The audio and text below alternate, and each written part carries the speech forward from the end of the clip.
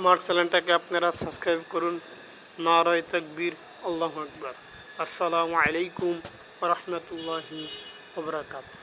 এখন আমি আপনাদের সামনে সূরা আল বাকারার ৬৩ নম্বর আয়াত শেষ করেছিলাম। এখন আমি আপনাদের সামনে ৬৪ নম্বর আয়াত বলবো, ওয়া মা তৌফিকি ইল্লা বিল্লাহ। এবং তার আগে আমি আপনাদেরকে বলে দিচ্ছি, আমার চ্যানেলটাকে আপনারা সাবস্ক্রাইব করুন এবং লাইক করুন এবং আমরা সবাই লিখি যে আল্লাহর আয়াত শুনে আল্লাহকে আমরা ভয় করি, সেটা আমরা লিখি এবং এবং আল্লাহকে আমরা ভয় করি। আউযু বিল্লাহি মিনাশ শাইতানির রাজিম। বিসমিল্লাহির রাহমানির রাহিম। সুম্মা তাওয়াল্লাইতুম মিন বা'দি যালিকা ফালাউলা ফাদলুল্লাহি আলাইকুম ওয়া রাহমাতুহু লাকুনতুম মিনাল খাসিরিন।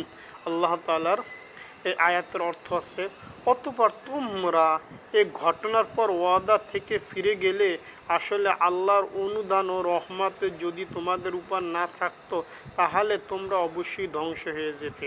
সুবহানাল্লাহ। আল্লাহ তাআলা কত সুন্দর একটা কথা বলেছেন। সম্মানিত দর্শক শ্রোতা, আমাদের যদি আল্লাহর দয়া করুণা না থাকতো আমরা ধ্বংস হয়ে যেতাম। আমরা এই দুনিয়ায় থাকতে পারতাম না। এই দুনিয়ায় আসি একমাত্র আমরা চলাফেরা যা কিছু সব কিছু আল্লাহ তাআলার দয়ায়। সেই আল্লাহর দয়া থাকার পরেও যদি আমরা হয়তো আল্লাহ তাআলা হুকুম যদি অমান্য করি তাহলে কিভাবে বলুন আমরা এই দুনিয়া আরামেশ করে কাল কিয়ামতের দিন, কিয়ামতের মুসিবতের সময় আমরা আল্লাহ তাআলার দরবারে কি বলবো? এটা আমরা সবাই চিন্তা করতে হবে। এই চিন্তা আমাদের মনের ভিতরে থাকতে হবে।